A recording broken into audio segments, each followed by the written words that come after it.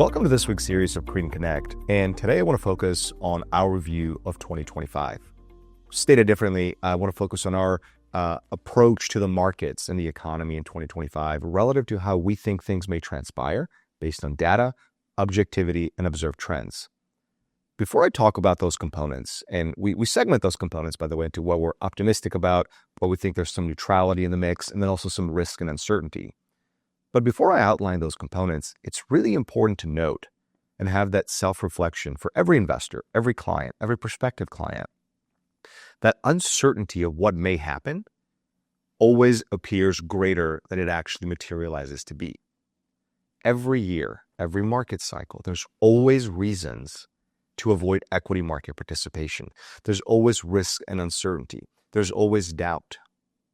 The reality is that noise, as we refer to it, when we strip that down and look at the underlying data, how we invest, the individual names we invest in, how consumers are responding, the likelihood of risks actually transpiring in a recession or a downturn, that approach takes a non-emotional kind of a path relative to the noise in the market today. So it's really important to note that, because in every year, it doesn't matter if we come from a bull market or a bear market, at the inception of every year, it's a human nature to look at the risks first and use that as the basis for not participating in the equity market. With that in mind, as we look at 2025, I think I'll start with the obvious first on the potential risks that have been prominent in the media, and that's, of course, the incoming administration's tariff structure. The tariffs that may actually come into fruition in 2025 as it relates to earnings for a lot of companies, whether it's in the industrial space, whether it's in the manufacturing space, those components are certainly uncertainties. However, planning ahead of time in engaging how that may play out in the markets, how that may impact actual sentiment, is entirely premature.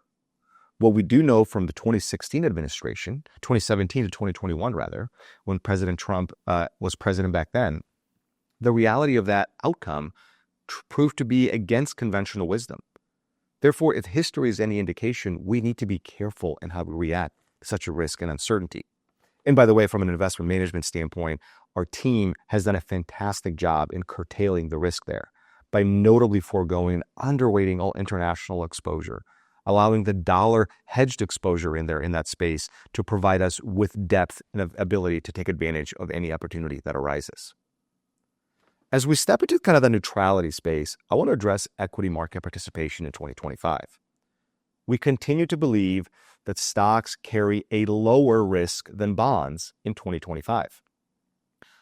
If that sounds counterintuitive, let's step back a little bit and gauge the fixed income volatility cycle via interest rates that we're experiencing. The upside of interest rates is not likely to subside entirely in 2025 because it's a function of economic strength and labor market strength. People have jobs are paying well, therefore interest rates are not going to come down as anticipated.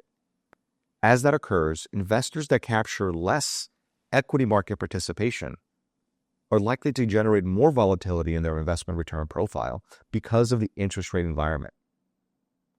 We're cognizant of that. We are actually managing to that expectation of how interest rates may transpire by various structures of downside protection and lower duration, meaning managing risk in the bond market. So again, I want to reiterate, we do foresee greater risk in bonds than stocks in 2025. And as we look at the broader economy, kind of what we're actually optimistic about in 2025, I know there's been a lot of talk over the past 12 months of this potential recession, this soft landing, which means the economy just gradually slows, the hard landing, which means the economy actually shrinks in size for a very short-term period. And there's also the possibility for a no landing scenario, is how the media refers to it, meaning no recession, just kind of a quiet structural path for the economy in the short term. Whatever may transpire, I think it's really important to note that a soft landing or a no landing scenario carry a much higher probability than a hard landing scenario.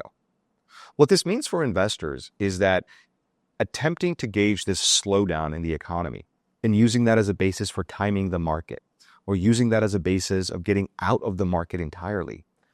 Those could be notably more detrimental in every market cycle in the past that's been more detrimental than simply allowing proper risk management and portfolio construction to take its path. We are focusing on that adamantly. We are making significant tactical and strategic changes to the portfolios along the way. We are anticipating for those scenarios and stand ready to take advantage of any opportunity that arises that will allow our clients to be better off over the long term. We did it in 2020, we did it in 2022, and we stand to do it again here in 2025 if that were to materialize. Our goal is to ensure your financial plan gets the right investment tools in it for long-term success.